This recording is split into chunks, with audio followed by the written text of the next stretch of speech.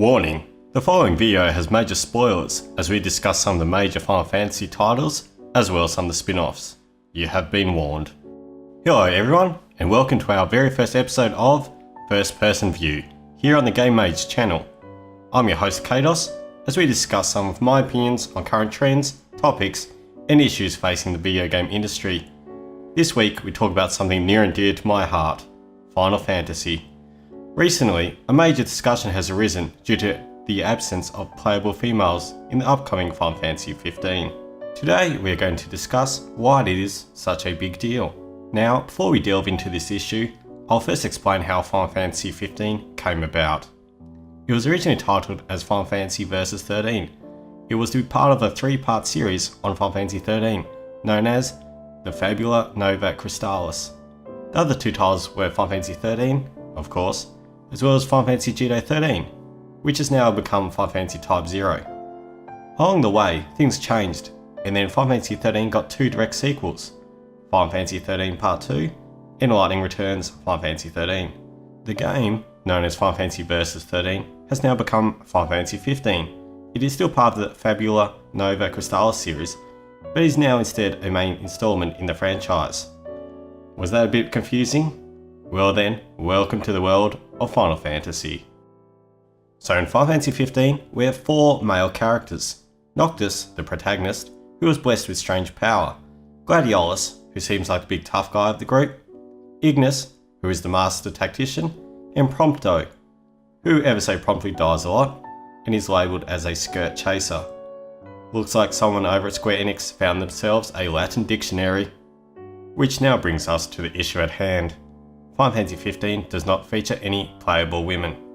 It should also be noted, for the record, that the player, apparently, only controls Noctis, so when we say playable, we're extending it to mean consistent party members.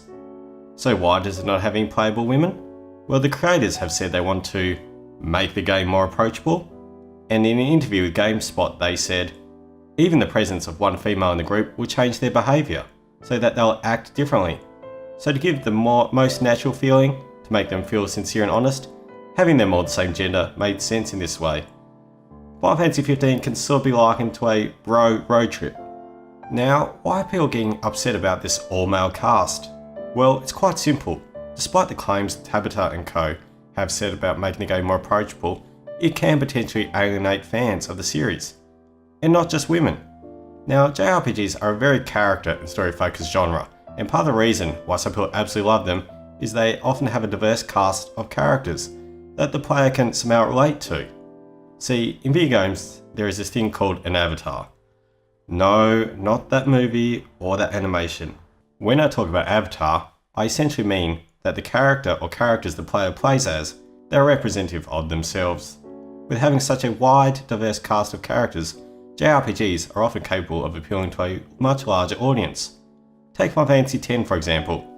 Although you may not like Tidus or Tidus, you are still able to like and connect with a different character, let's say Waka or perhaps Lulu. Now I said the word connect there, and that's a very important topic. See, we can connect to these characters in a lot of different ways.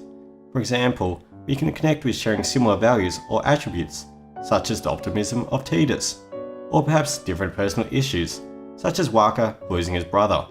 Or it could even be due to their appearance, their playstyle, or of course, their gender. Lots of different ways for us to connect to the character. In a lot of other genres outside RPGs, characters tend to be far less in depth, in case they potentially alienate their audience. Which leads us to the generic white guy in most AAA titles. To further iterate this, in the world of video games, we tend to see females unrepresented, seen as pure sexual objects, or just not really considered. Final Fantasy has always served as a beacon on delivering us constant, strong, well-developed female and male characters. In fact, females play an important role throughout the Final Fantasy series. Some, if not most of the stories, actually revolve around them. Sure, we mostly play as the male protagonist, but when you think about it, most of the stories, at least initially, are often focused on the story of the female. For example, Final Fantasy IX is about kidnapping/rescuing Garnet and confronting her mother Queen Bran. Final Fantasy X is about Yuna's pilgrimage to obtain all the summons to ultimately defeat Sin. And Final Fantasy XII is about Ash and her avenging her kingdom. Speaking of character development, throughout Final Fantasy there tend to be two common character themes. This is not a hard and fast rule, but just a general noting of reoccurrences. In the games, the male cast members tend to have identity issues, such as Cloud assimilating part of Zack's history. Now, to extrapolate on this further, the games focus on the male characters as they become men, and how they are transitioning to become the man they want to be. Celes stops being a Dark Knight to instead follow the path of the Paladin, and Kaydos needs to step out of his father's shadow. This is something that a lot of young males that play Final Fantasy can relate to, the transition into manhood, as they try to figure out what sort of man they want to be. On the other hand, in the games, the females often also see this transition into maturity. However, rather than being about self-identity, they seem to revolve around themes of sacrifice and responsibility. For example, Aerith knows she's going to die, but still sacrifices herself. Yuna walks the path of the Summoner, even though she knows it will eventually result in her death. And Garnet initially runs away from her responsibilities, but later needs to tackle it head on. In fact, in the sequel Final Fantasy X Part 2, we see how Yuna has become much more confident, and in Advent Children, the continuation of the Final Fantasy VII story, we see how Tifa has become more certain of herself and more mature. Although I can't speak firsthand, I believe these character themes are important issues for young females. It could potentially be more a Japanese cultural thing, but I'm sure it still resonates with young female adults in the West. I hope you can now see why Final Fantasy is so important for the female fans, and why this absence of female playable characters is an issue. Now, that's not to say that this issue only targets females, due to the lack of females, but can also have an impact on males.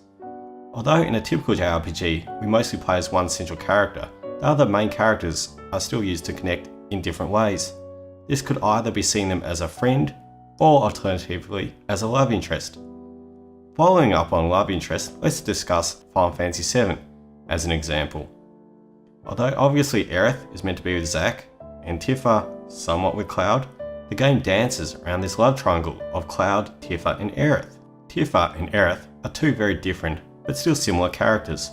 Both are very supportive and have mother-like attributes, but Tifa is outward strong but very shy inside, whereas Aerith is quite optimistic and joyful. One of the major discussions on the game is about Cloud crossed with Aerith, and that they should have ended up together. Aerith resonates so strong with these people, with a few of them being male, simply because they preferred her as a love interest for Cloud, or potentially what they would like in a companion themselves. These are just some of the reasons why people are being so vocal or upset about the exclusion of playable women in Final Fantasy 15. Other issues can of course include that we just want women in the game. Simple as that. There will be female characters in the game itself, however they will not be part of your party. Instead they will most likely be secondary and tertiary characters. It is yet to truly be seen how they will relate to the male cast, but I am quite doubtful that we will be able to connect with them, like in previous titles, based on what we assume will be with them having so little screen time, and therefore lacking any real character development. However, it is important that we discuss some counter-arguments justifying the creator's choice. Firstly, if you consider some video games as capable of being called art, as you should, then by telling the creators what they can and can't do for their art, it strips it of being actually called art. Next, this new approach could bring something new and fresh into the series. It might be good to play a game that doesn't follow paint by numbers or fulfilling particular gender quotas. After playing the demo, I can see what the creators mean when they are talking about the behaviour between the guys and how natural it feels, mostly due to the absence of females. The way that they jokingly muck around with each other, the way they help each other during battle, and their general interactions with each other. It's very guy and guy interaction, yeah.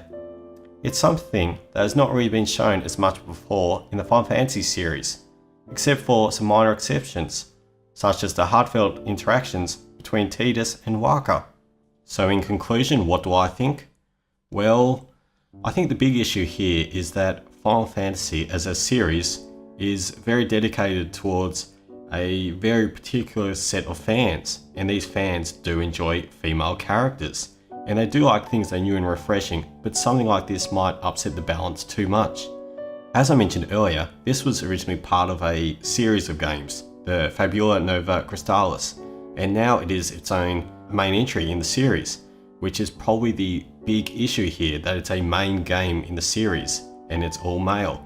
If it was its own separate thing as it was originally, then it probably would not be a big deal. So really it comes down to Square Enix simply slapping on this title of Final Fantasy 15 on this game when it probably shouldn't have, and upsetting the fans.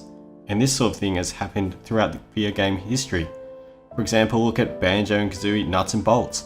Although that is a very solid game and I really enjoy it, it didn't appeal to the fans of Banjo-Kazooie because it was not a Banjo-Kazooie game. Final Fantasy 15 may turn out to be a brilliant game, and there are definitely signs that it's definitely going to be a good experience. However, I think Square Enix really needs to focus on their fans and what their fans want. Although there are no females, we can still relate to the characters in many different ways, as mentioned earlier. And lastly, even though there may not be playable, there may still be plenty of strong, well-written, role model females. Or not. Thank you very much for listening.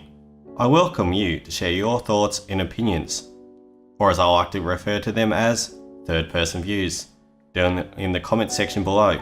Just please be very considerate towards others. Once more, thank you, and hopefully Final Fantasy 15 turns out to be a game we can all enjoy. Kaydos, over and out.